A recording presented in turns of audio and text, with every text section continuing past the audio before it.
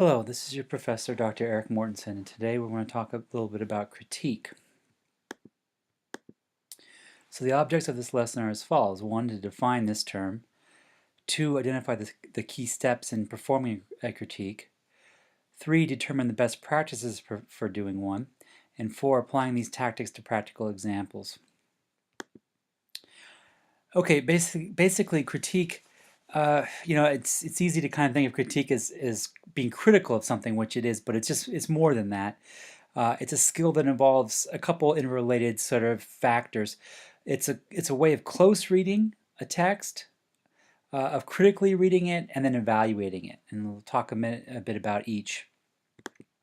So close reading basically is taking details from a source to identify and summarize the text argument, right?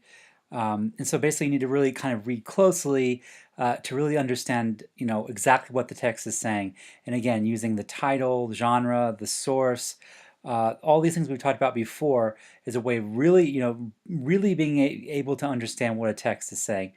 And this is why in some of my video announcements and some of my voiceovers for these other PowerPoints, I keep kind of stressing thinking about, reading your own work critically, putting titles on, thinking of your audience, right? Thinking about how you come across in your own work. This is part of it, right? I mean, you're reading this way, you're reading other people's work closely. Ideally, that means that you can also read your own work that closely, and you should, so that what the work you put out there can be stronger. Okay, so tactics for close reading, looking up unfamiliar words, allusions, references, marking the text up, taking notes. The main thing is taking notes and engaging. This is an active process of engaging the text. This isn't just kind of skimming. This isn't passively reading. This is actively reading to fully understand what the text is saying and to begin to think critically about, what you think about that. Okay, here's a practice. You can pause this if you need to. And another practice as well, sort of follow up, see if you got the right idea. Okay, critical reading means providing your own analysis of a source's meaning. So you've done a close reading, you have a good idea of what's going on in the text. Now you're kind of like engaging that text, right? You're providing your own analysis. So it's like a conversation, right? You've thought about, you've figured out what the writer is saying, and then now it's time to kind of enter into that discussion with the writer. How do you do that? Okay, well, you probably need to reread. You might have to reread at least certain passages, ask questions, consider the tone of the piece, think about the structure, look for things that aren't there or do you think should be there, and analyze the word choice. What is the author trying to do, and why? And again, here's some practice examples you can use. You can pause if necessary. Some questions.